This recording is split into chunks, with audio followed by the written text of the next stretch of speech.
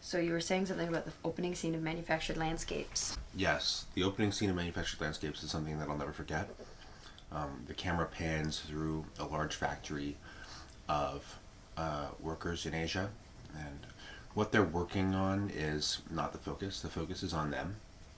The focus is on the structure in which they inhabit, and the camera very slowly moves across various parts in the process until eventually shooting down a long hallway that just, it shows you an impossibly large facility, and you're left wondering what it's all for. And this is all achieved visually. This is all achieved in a way without saying any words, just the expressions on the workers' faces. It's very human, but also it's very indicative of the dehumanizing process of their labor. And just that opening scene tells a story, and it sets you up for what the film Manufactured Landscapes is going to be about. It's going to be about what its title says, Manufactured Landscapes. And it's going to be about the ways in which humans have changed the world to fit the needs of their production process, and all of the problems and all of the alienation that entails for those humans, for those workers. It's extremely well done. This is in contrast to Anthropocene. Anthropocene really takes a step back from that. There, at no point does the film tell a story in the way that I just described about manufacturing consent. Well, maybe that's I'm thinking that because that's exactly what Anthropocene does. Anthropocene instead visually obfuscates the social relations and the alienation that's inherent in the extraction processes that it depicts. There's far less people in it. The people in it are much more instrumental, but not shown in a critical way. And also, all of the various stories do not link together very well. Absolutely, I would agree. It was frustrating how disappointed I found myself in Anthropocene, just because you're right, there was so much told, especially through the strong visuals of Manufactured Landscapes, that I found were completely missing in Anthropocene.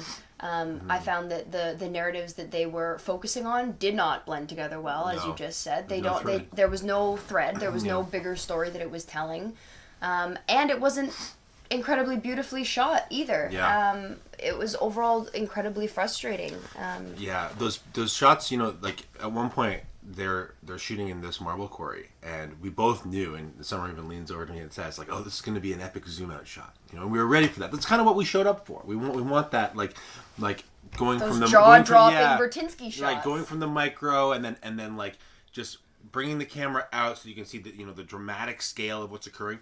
And the camera just never went far enough out, in none of them, right? It was always it was always just a little too narrow. And I think that's a good analogy for how I feel about the film overall. It never really knew what to do with its scope. And I think the narration from Alicia Vikander felt disjointed. And a lot of time it felt unneeded. A lot of time it felt like she was just describing what was on the freaking screen.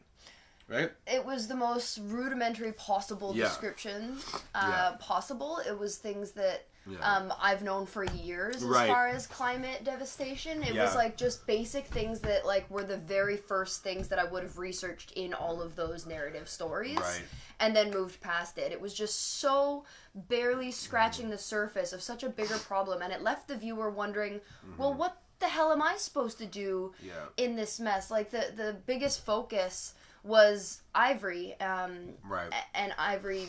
They begin and end with Ivory, and I'll say, for Burtynsky and for the film crew, it's 2018, and it's no longer radical to assert that the climate problems that we're facing and the environmental problems we're facing are anthropocentric.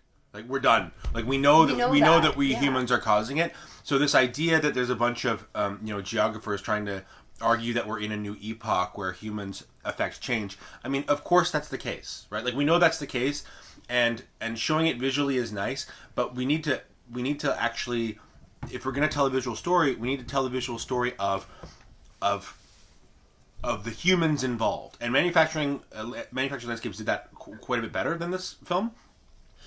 This almost gave made it seem like a natural force. Some of these people who are in industries that we need to see gone, it was almost giving them a platform. It was almost giving them a place, like their moment of fame, if anything. Right, and that was frustrating. It was completely uncritical of these jobs and these professions. Yeah. And even some of the better jobs that it focused on, like these amazing soldiers who are out protecting the animals of Africa, like even that wasn't displayed or presented in a way that's as critical as it even should be, or as positive as, like, that work. Right, like, if we're going to talk about poaching, let's talk about why poachers do it. Poachers do it because they're desperate, because they're poor, right? Like, do you think these people would like to be out there, you know, killing elephants? Probably not. You know, and it's a global capitalist system that creates a market for everything that forces people to do things that they ultimately don't want to do. Look, on the consumption point, I mean, they had these shots of a landfill site in Kenya, and the landfill site was as you'd expect. You know, there's people picking through it, trying to find materials for recycling, and it's all a sad thing. But I would have preferred a visual narrative that showed maybe some of the objects, kind of where they start from manufacturing and then kind of move through the landfill site. I don't know if you've seen the beginning scene of Lord of War.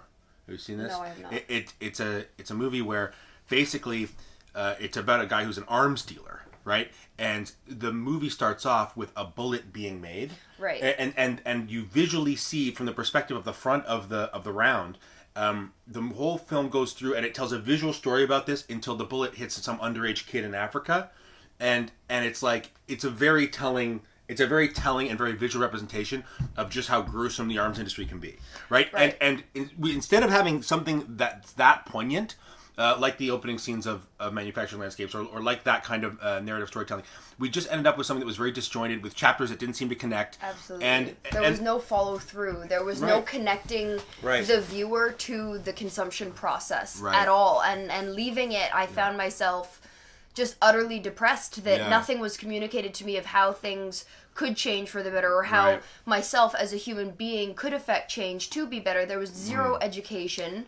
And on top of that, at the very ending credits, it ended up like this happy music, a happy song. Like, it played this, like, things are getting better.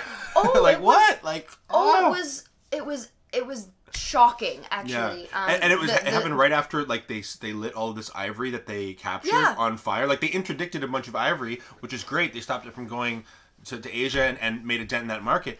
And then, like, the president of Kenya is like, we're doing our best to fight this ivory, but it's an international fight. And then it's like, things are getting better. Like, no, like, you just burned, like, 10,000 elephants worth of ivory in front of our faces. Like, this was heart-wrenching. Right? And it's like, oh, you know, I'm supposed to what? What am I supposed to feel there? And this song is playing as all of the corporate sponsors logos are going by. It's like, brought to you by Rogers, brought to you by Bell. You know, it's like, oh my God, like...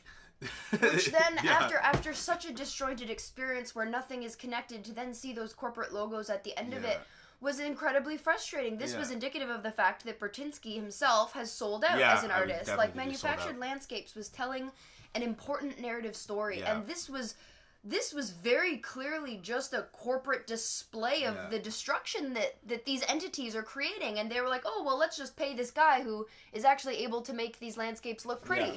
And at this point, he's just making money off of the devastation. And these are conversations that are not being had. I haven't seen anyone speak critically to this film yet online, and it's very frustrating. It went from he went from having a visual critique of the system and of the alienation of both labor and the destruction of our environment, to something where he's essentially making destruction porn.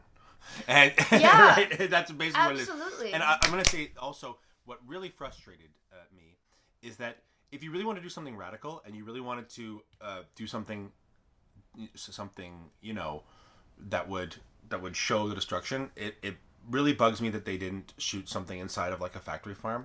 There are laws, there are ag-gag laws that in many jurisdictions prevent you from shooting inside factory farms because the conditions are so horrific and so disgusting that the people that run them know that if the images ever got out there, they'd have a big they'd have a lot of trouble selling their product.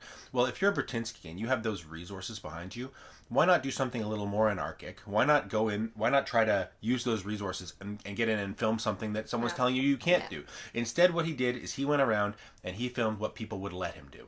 Yeah. Right. And there's no shot in there. I mean, some are correct me if I'm wrong, but there's no shot in there I feel like we couldn't have gotten. With the amount of resources. Absolutely. You know, like, there's no shot in, and that's not us being, like, ultra arrogant about it. It's just there was nothing unique. There was nothing that if you had a drone and a little bit of money, you couldn't have got yourself. Absolutely. And that's what was deeply frustrating. Absolutely. There are so many courageous young filmmakers who are trying to create films that do depict honestly and truly some of the issues that we're facing in this time, and I would say that this was not it. Yeah. Yeah, I think that's a good place to end it. And it just disappointed on pretty much every level. Absolutely. And we were hoping we had high hopes for this. I mean, we were hoping for manufactured landscapes too. You know, we were hoping to come out and have a good discussion piece about it, but instead we were left just frustrated by the film.